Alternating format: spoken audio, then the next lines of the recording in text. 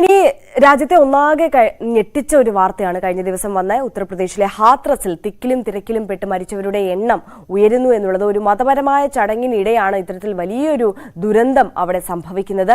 ഇപ്പോൾ ഏറ്റവും ഒടുവിൽ വരുന്ന സ്ഥിരീകരിക്കുന്ന കണക്കുകൾ നമ്മൾ പരിശോധിക്കുകയാണെങ്കിൽ 116 പേരുടെ മരണം സ്ഥിരീകരിച്ചു എന്നുള്ളതാണ്. അതേസമയം 120-ലധികം പേര് മരിച്ചെന്നാണ് പല മാധ്യമങ്ങളും, അവിടുത്തെ പ്രാദേശിക മാധ്യമങ്ങളൊക്കെ റിപ്പോർട്ട് ചെയ്യുന്നത്.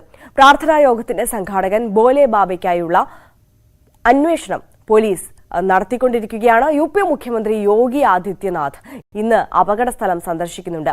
നാഷണൽ ഡെസ്കിൽ നിന്ന് ER രാഗേഷ് ചേരുന്നുണ്ട് കൂടുതൽ വിവരങ്ങളുമായി. Ragesh, good morning. കഴിഞ്ഞ ദിവസം ഞാൻ ഈ തുടക്കത്തിൽ സൂചിപ്പിച്ചതുപോലെ തന്നെ നമ്മളെയൊക്കെ ഞെട്ടിച്ച ഒരു വാർത്തയായിരുന്നു ഈ ഒരു പ്രാർത്ഥനാ യോഗത്തിനിടയിൽ ഇത്രത്തോളം ആളുകൾ തിക്കിലും തിരക്കിലും പെട്ട് മരണപ്പെട്ടു എന്നുള്ള ആ ദുരന്ത വാർത്ത. അനുനിമിഷം മരണസംഖ്യ ഉയർന്നുകൊണ്ടിരിക്കുന്ന ഒരു സാഹചര്യം. ഇനിയും സ്ഥിരീകരിക്കാവുന്ന ഒരു കണക്കിലേക്ക് നമുക്ക് കടക്കാൻ കഴിയില്ലെങ്കിലും മരണസംഖ്യ ഇനിയും ഉയരും എന്നുള്ളത് സ്ഥിരീകരിക്കാവുന്ന കാര്യമാണല്ലേ?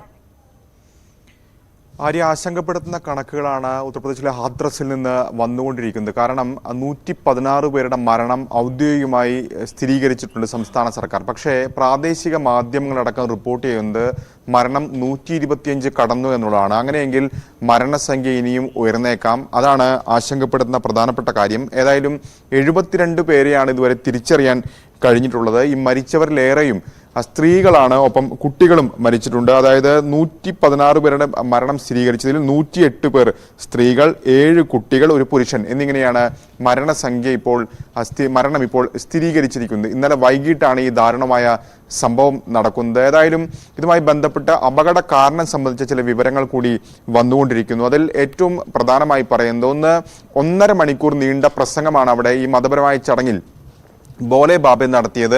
ഈ 1.5 മണിക്കൂർ നീണ്ട പ്രസംഗത്തിന് ശേഷം അദ്ദേഹത്തിന്റെ വാഹനം കടന്നു പോകുമ്പോൾ അവിടെ നിന്ന് ഈ കടന്നുപോയ വഴിയിൽ നിന്ന് മണ്ണ് ശേഖരിക്കാൻ ആളുകൾ തിരക്ക് കൂട്ടി. ഇങ്ങനെ ഈ തിക്കും തിരക്കുമാണ് അപകടത്തിലേക്ക് നയിച്ചതെന്ന വിവരങ്ങളാണ് ഇപ്പോൾ പുറത്തു വരുന്നത്.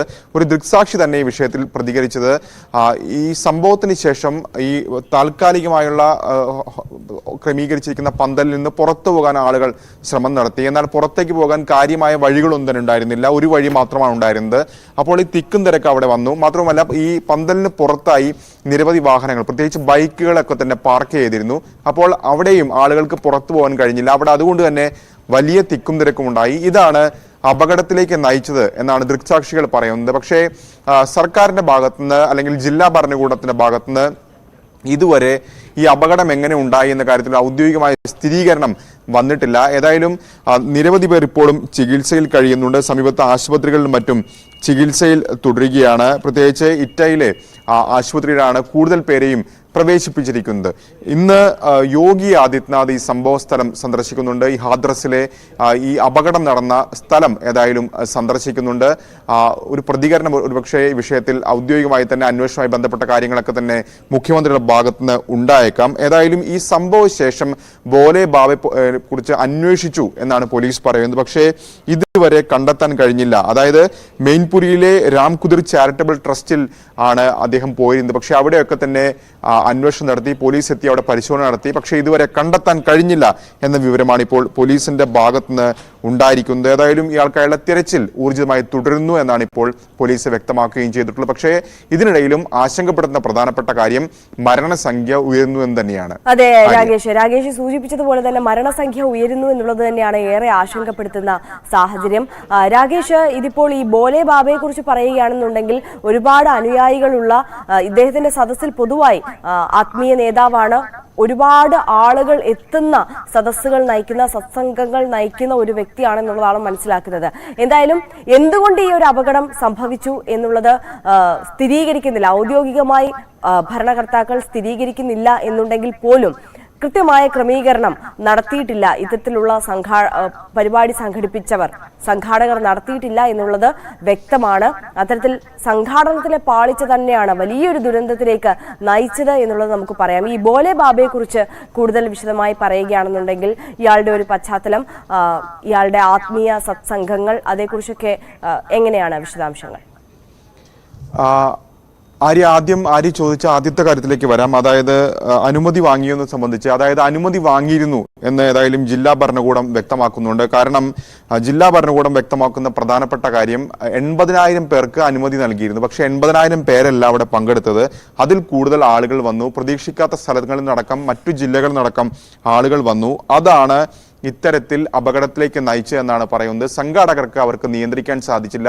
പോലീസൊക്കെ സ്ഥലത്തുണ്ടായിരുന്നു എന്നടക്കമുള്ള വിശദീകരണങ്ങളൊക്കെ നൽകിയിട്ടുണ്ടെങ്കിലും അത് എത്രമാത്രം വസ്തുതയ്ക്ക് നിരക്കുന്നതാണെന്ന് ഇനി അന്വേഷണത്തിൽ മാത്രമേ കണ്ടെത്താൻ കഴിയുകയുള്ളൂ. ബോലെ ബാബയെ കുറിച്ച് സൂചിപ്പിക്കുകയാണെങ്കിൽ, ബോലെ ബാബെ നേരത്തെ ഒരു പോലീസ് കോൺസ്റ്റബിൾ ആയിരുന്നു. ബോലെ ബാബെ, അദ്ദേഹത്തിന്റെ സൂരജ് പാൽ സിംഗ് എന്നായിരുന്നു അദ്ദേഹത്തിന്റെ പേര്. UP പോലീസിലാണ് അദ്ദേഹം പ്രവർത്തിച്ചിരുന്നത്. പക്ഷേ 90-കൾക്ക് ശേഷം അദ്ദേഹം VRS എടുക്കുകയും അതിനുശേഷം ഇത്തരത്തിൽ സ്വയം പ്രഖ്യാപിത ആൾദൈവമായി മാറുകയായിരുന്നു. അതിനുശേഷം നിരവധി വേദികളിൽ ഇത്തരം ആത്മീയ പ്രഭാഷണങ്ങൾ, ആത്മീയ പ്രസംഗങ്ങളൊക്കെ നടത്തി ആളുകളെ അല്ലെങ്കിൽ അനുയായികളെ സ്വന്തമായി സൃഷ്ടിച്ച ഒരു വ്യക്തിയാണ് ഏതായാലും ബോലെ ബാബെ എന്നാണ് ഇപ്പോൾ പോലീസും അധികൃതരും ഒക്കെ നൽകുന്ന വിവരങ്ങൾ.